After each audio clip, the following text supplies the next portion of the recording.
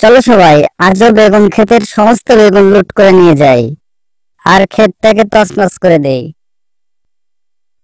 আমরা তো বেগুন চুরি করে নিয়েই যাচ্ছি, তাহলে আবার গাছগুলো ভাঙার কি দরকার? গাছ থাকলে তো আমরা আবার চুরি করতে পারবো। এই, তুই শিয়াল নাকি গাধা? আমরা যদি গাছ তছনছ না করি তাহলে কি আমাদের মান মর্যাদা কিছু থাকবে? পরের দিন মিনা এসে দেখলো তার বেগুন ক্ষেত আবার কে যেন তছনছ করে দিছে। তাই দেখে মিনা গেল তার মার কাছে। অনেকদিন আগের কথা, এক গ্রামে মিনা ও তার বাবা মা বসবাস করত।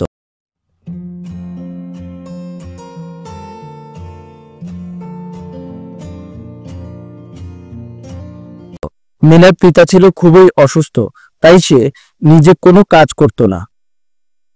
মিনা ও তার মা অন্যের জমিতে কৃষিকাজ করে কোনো মতে জীবিকা নির্বাহ করত। একদিন মিনা বলল, মা, আমরা তো অন্য মানুষের জমিতে চাষাবাদ করি, লাভের বেশি অংশ তো তারাই রেখে দেয়, এতে আমাদের অবস্থাও কোনো পরিবর্তন হচ্ছে না। এছাড়া আমাদের কি বা করার আছে মা? আমাদের তো তেমন কোনো জমি নাই সেখানে আবাদ করব।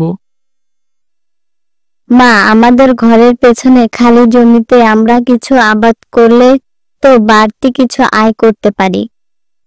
তা তো পারি, কিন্তু কি আবাদ করব? আমরা সেই জমিতে বাগুন চাষ করব। বাজারে বাগুনের অনেক চাহিদা। তাছাড়া বাগুন গাছ খুব অল্প দিনেই ফল দেয়। ঠিক আছে, তোর যা ভালো মনে হয় তাই কর, আমি তোকে সবসময় সহযোগিতা করব। তারপর মিনা গেল বাজারে, সেখান থেকে ভালো জাতের বেগুনের বীজ নিয়ে আসলো।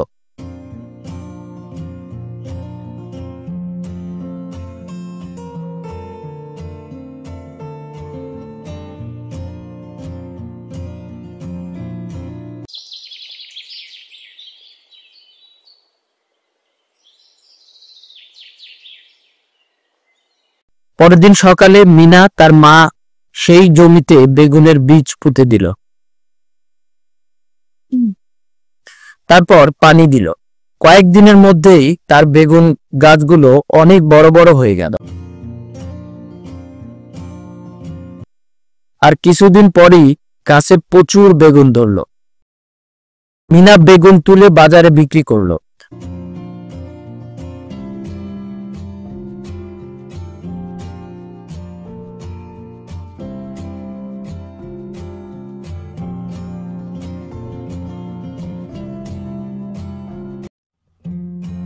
হঠাৎ একদিন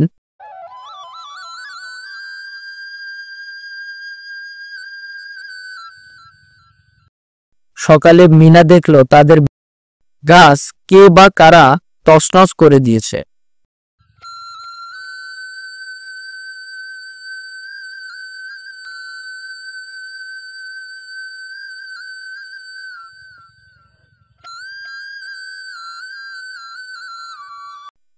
তাই দেখে মিনা তার মাকে সব খুলে বলল।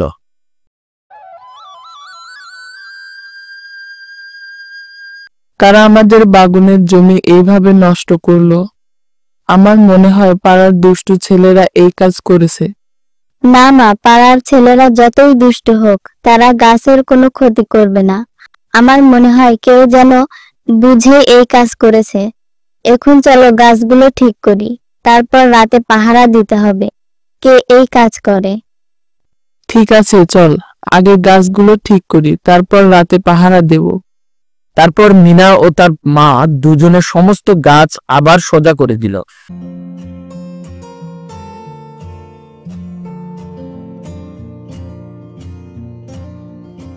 বিকেল পর্যন্ত সমস্ত গাছ ঠিক করে মিনা ও তার মা বাড়ি ফিরে গেল।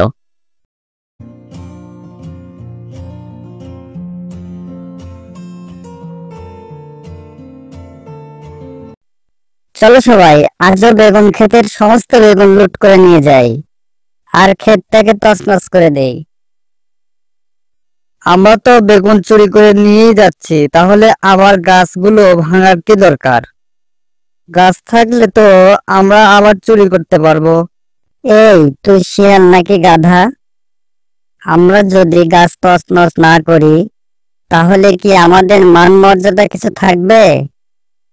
বাহিনী চলো সবাই, আগে বেগুন চুরি করি, তারপর গাছের ডাল ভাঙা হবে। আর এই গাধা যদি এই কাজ না করে তাহলে আজই আমাদের দল থেকে বের করে দেওয়া হবে। আজ এইটা না করলে পেটের ভাত হজম হবে না। বন্ধুরা চলো।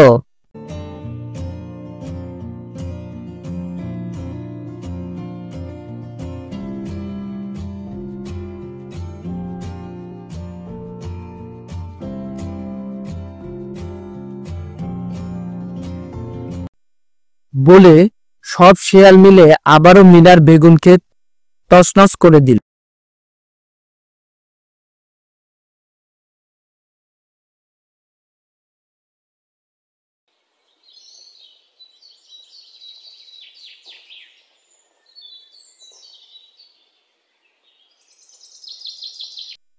পরের দিন মিনা এসে দেখলো তার বেগুন ক্ষেত আবার কে যেন তছনছ করে দিছে। তাই দেখে মিনা গেল তার মার কাছে।